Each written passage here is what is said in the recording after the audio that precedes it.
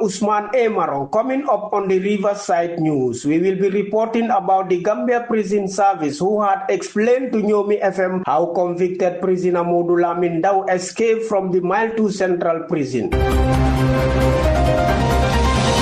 Also on the program, the Esau District Hospital is enhancing awareness of fistula signs and referral methods at the local health center. Meanwhile, the president and founder of the Mediterranean Foundation for the Survival of African Migrants in Europe visited refugees and displaced migrants while condemning Donald Trump's remarks on some NGOs, alleging them of sponsoring African migrants to engage in terrorism and criminal activities. Details of these stories and more are coming up shortly. Many thanks for joining our broadcast and a warm welcome to our listeners across the country. Riverside News begins in Banjul, where the Gambia Prison Service Public Relations Officer ASP Luke Jatta explained how convicted prisoner Modu Lamin Daw escaped from prison. This announcement by the prison authorities is stirring numerous reactions from across sections of citizens in the country and abroad. Nyomi FM senior reporter Mamjara Kamara reports. Luke Jatta, the Public Relations Officer, PRO of the Gambia Prison Services, GPS, during a radio interview with Usman Emarong, gave a detailed explanation regarding the escape of convicted prisoner Modu Lamin Daw. However, Jatta's explanation was frowned upon with problems. One problem was the alleged special treatment of convicted Daw with an allegation of awarding him a prison red armband many suggested would bring about superiority over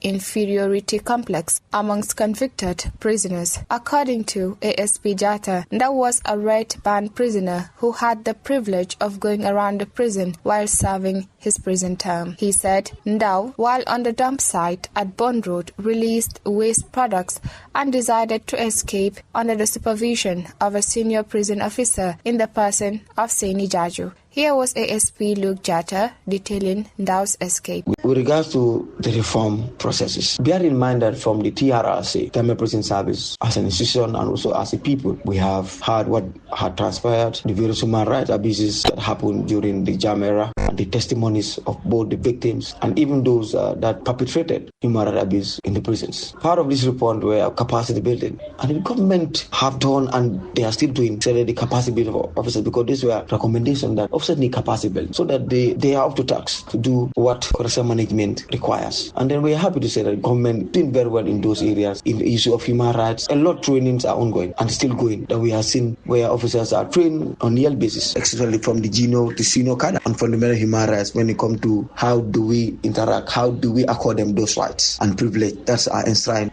in our laws and acts and techniques that are used in prison, in current prison management. And this, however, has paid different on prison management that we still are taxed with. Look at the affairs of inmates that are incarcerated, because the TRC mentioned a lot when it comes to structural, a lot of improvement happening ongoing there. Make sure that they have given them the access to structures that are fitting for human purposes to live. The remand wing, the convicts, and even the rebranding the cells to make sure that it is fit for purpose for any human being, because part of the mandate of the saying it's trying to disregard on human treatment, because it clears it what does it state to be on human treatment and human dignity, because these are fundamental rights that we should be trying to protect human dignity and human value, because these are areas that we work on since they are incarcerated. So a lot have been done on that aspect, and not only that, but it also helps to save in and value and even to the world to see what we are doing. And the government is very committed in that stride. There's a lot of reform, capacity building, reform processes, training capacities for inmates themselves, so that by the time